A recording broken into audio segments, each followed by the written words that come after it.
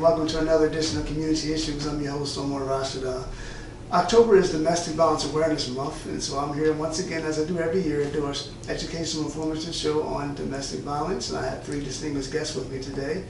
I have a survivor of domestic violence, Marie Lopez. I have the Executive Director of the Delaware Coalition Against Domestic Violence, Ms. Sumai, and I have Ms. Megan O'Reilly, who is the lawyer for Community Legal Aid. Good morning, ladies. How are you? Good morning, Omar. Okay, let's start with the Executive Director.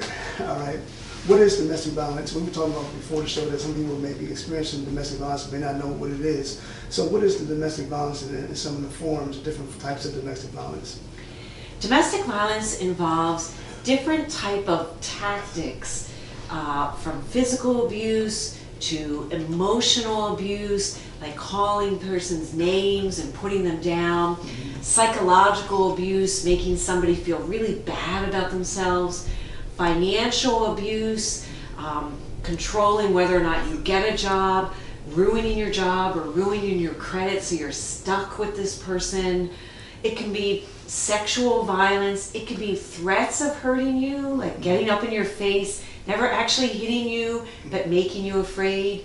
It's all of these tactics with the purpose of control. The whole point of these actions is for the abuser to have control and power over the other person. You know, when one starts off in a relationship, the female may say, when we first met, he was such a kind gentleman. He took me out. He brought me roses every week. He took me to the movies. And there may be some hidden signs of what the abuser is that the person that's being abused may have missed. So any one of you three ladies can chime in. What are some of the warning signs of an abuser? Then I'm going to go into what are some of the warning signs of what a victim is, because some people may not know someone's being a victim of domestic violence. I'm so glad you asked that question, Omar, because I think sometimes people, they really judge victims of domestic violence. They'll think, well, why didn't you just leave him? This is someone you fell in love with. This was your boyfriend, your partner, the father of your children, and it does start out in a romantic way. That is actually all part of the control. Okay. It's pulling you in, it's tying you in emotionally, and now you have children together, you have this relationship together, and then it can turn quickly into violence, or it can take years where it builds up over time. And it can be so confusing, because again, this is someone that you care about, it's your partner, it's the father of children, and you're thinking, what is happening right now? And it can be really, really difficult to recognize. There's not any particular signs that you may see. We all have flaws as humans. We all have flaws, and we make excuses for them. That's one of the major things an abuser does. You isolate the situation and say, well, it was because of X, Y, Z, and you don't really see that as a whole personality trait as opposed to something situational, and that's how you're able to overlook them. And when you look at the big picture, that's when you see them as an abuser, but on the inside, it's hard to see the big picture. Right. And I think that, to the outside world, abusers may come off as very charming. And so somebody who doesn't have a lot of training on how to separate, maybe a police officer who's new and who hasn't been trained, although I think they're getting a lot of training now to be trauma informed.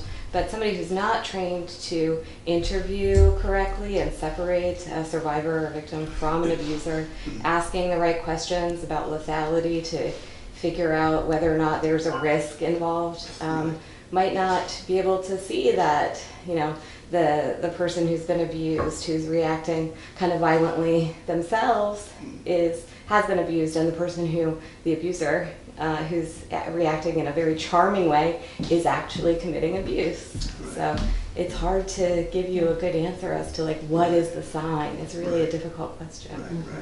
Right. Marie, you and I know each other, man, going back to probably 2000, 2001. You were in my play family.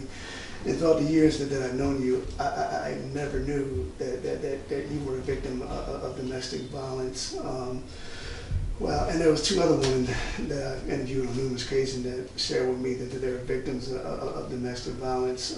Ms. Sumai pointed out earlier, people ask, why'd you stay? So as a survivor of domestic violence, and for those who want to say, well, she must like it, she ain't leaving. It's kind of like they're blaming the victim. So we're going to talk about blaming the victim in a few minutes, but for you being a survivor, experiencing domestic violence, why did you stay? I think one of the main things I want to point out is, as a society, we're too focused on why did the victim stay, as opposed to why was the abuser abusive. Right. I don't hear anyone asking those questions. I stayed for various reasons. Had children, financial reasons.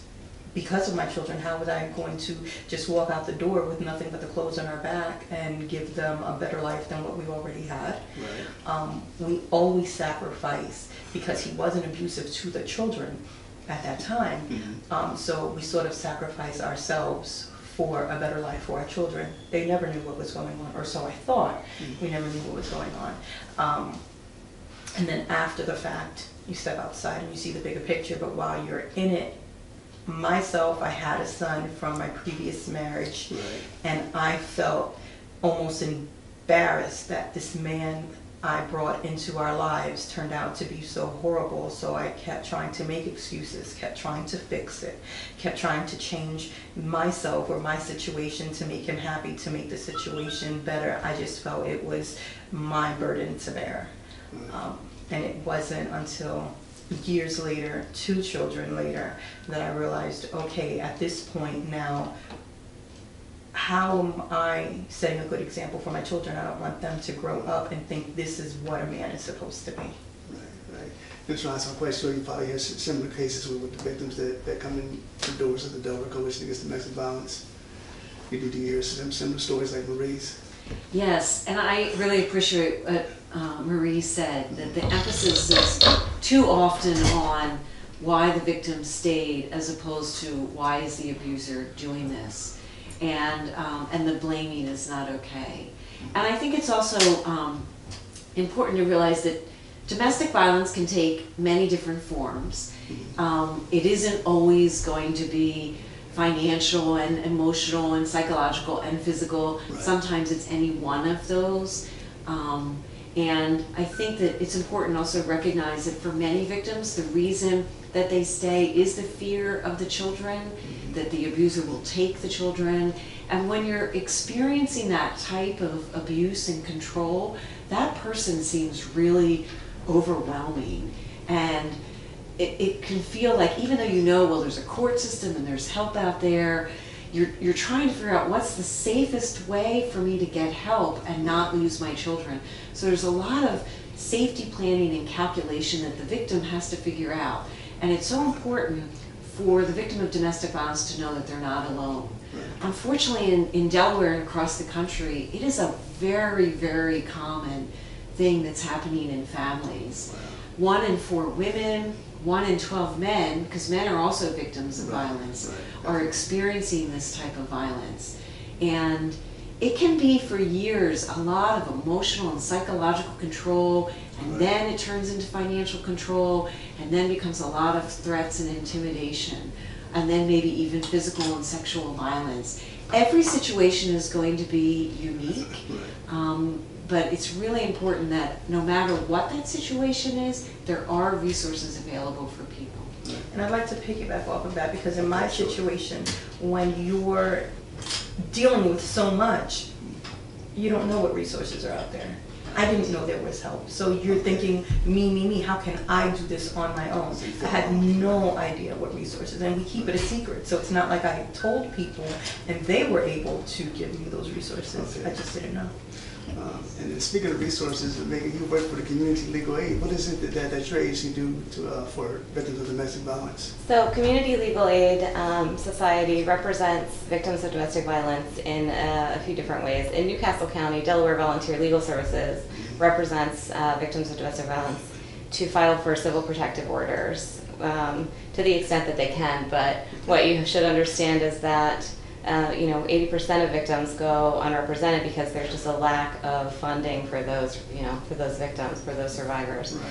Community Legal Aid Society represents the victims and survivors in Kent County and Sussex County on protective civil orders. Those are like stay-away orders to get when people come in and they say, I need a protection order so that this person stays away from me, I need them to stay away. But that's just like the start of where they need help, because we need resources to help people, and we can help them to continue to have help when it comes to like custody, because the abuse doesn't end there. You know, as Sue was talking about, the power and control, it continues. I mean, there might be financial abuse where we need to help them in matters of asking for support that goes on because they haven't had access to financial resources, or we need to help them get a custody order so that the abuser can't continue to exercise, control over them through children. Or it might be an immigrant victim who has, status in the country tied to the abuser, and that person has been saying, I'm going to call the government and have them send you back, and you're never going to see your children again, or something of that sort. And so there are so many things that community legal aid and other organizations can do to help if we have the resources. So we can do those things if survivors call us, but there's a limit to what we can do. So 80% of people do go unrepresented, and as you were saying, you didn't even know some of those resources existed. So I'm glad that we're doing this so that we can raise the awareness and let people know that we're out there to help. And that's just some of the things that we do. We also recognize that for many victims of domestic violence, the first responder is not necessarily law enforcement, because it's very frightening to call law enforcement, because that can feel like the big unknown. What's going to happen, and is this going to make things worse? For many victims of domestic violence, the first responder, the first person to find out, outside of maybe family, is your medical provider. So you're visiting your doctor, you're talking with the nurse practitioner, and they're engaging in a conversation with you, and they're discovering that things are not safe at home. Many medical providers will ask that question, are you safe? And hopefully when they're asking that, the abuser's not standing behind you. Right. But, and they'll find that out, and Child Inc. right now, in cooperation with the Coalition and Westside Family Healthcare and Christiana Care and St. Francis Hospital, are now engaging in something called domestic violence community health workers, where when a nurse or a doctor finds out about this, they can connect the person to a community health worker who will meet with the victim anywhere at any time. Because sometimes people, you can call the hotline is a tremendous resource, but they may not know about going into a shelter. They may be really hesitant about going into a shelter, or there's no shelter beds. They just need to talk to somebody to find out what are the resources, how do I keep myself and my kids safe. I want to go back to order protection. Someone walks in your office, they're the victim of domestic violence. They asked you to assist them with order protection. So did you go to the station? Go to the police station, file a report? How long is the order protection? Is it for a month? Is it for a year? Or is it 5 years? How does that work? Well, similar to what Sue was saying, rarely do they come into our office. We try to set up similar partnerships. So we've tried to do that with Child Inc., the YWCA, and other partners in the form of like a medical legal partnership to try to assist individuals who are, in abusive situations. And it depends. Isn't that the best answer from a lawyer? I'm sorry. It depends. It's really what are they looking for? Do they want, sometimes, the orders are not, we're very client-centered, so we want to take our cues from the person that wants this order. Is it going to make them more safe? Is it, the orders require relinquishment of weapons, and usually that makes people more safe, in my opinion, but sometimes an individual will say, I don't feel like that will make me more safe. I think that will make them very angry, and they're going to get weapons anyway. Or they can say, I want this for a year, and then I'm going to relocate somewhere else, and I don't want them to know where I am. Or it could be an order. In Delaware, you can have a lifetime protective order if the abuse is very severe. There are provisions within the order, such as custody, support for child support, and other provisions that will only last for a year unless you file something later separately. But you have to prove Yeah, you have to have unless it's agreed to by everybody. But you would have to usually have a hearing. So the process is that you would go to court, and there are mediators at the court who, if the parties aren't represented by attorneys, kind of get involved and separately talk to everybody. You don't have to be in the room unless you have the hearing with the abuser and the victim. And then the order is either agreed to, or you have a hearing in front of a judge or a commissioner at family court, and then they make the decision. Okay. Now, we mentioned children, which makes me come with the idea of learned behavior. For example, the movie Color Purple, award-winning movie. Hoppo, who played Danny Glover's son, as a child watched Danny Glover abuse Whoopi Goldberg's character verbally, emotionally, and physically. And when he became an adult, he was encouraged to put his hands on Oprah Winfrey, who played his wife, but she had an answer for him. She socked him in the eye. But how often, I mean, is there a fear? I mean, you have children. Is there ever a fear that a young man, a young boy who watches his father abuse his wife, when he gets older as a teenager and as an adult, he can say, well, you know what? This is my dad. This is what my dad did to my mom. He beat her when she disrespected him, or when she didn't do what he wanted her to do. So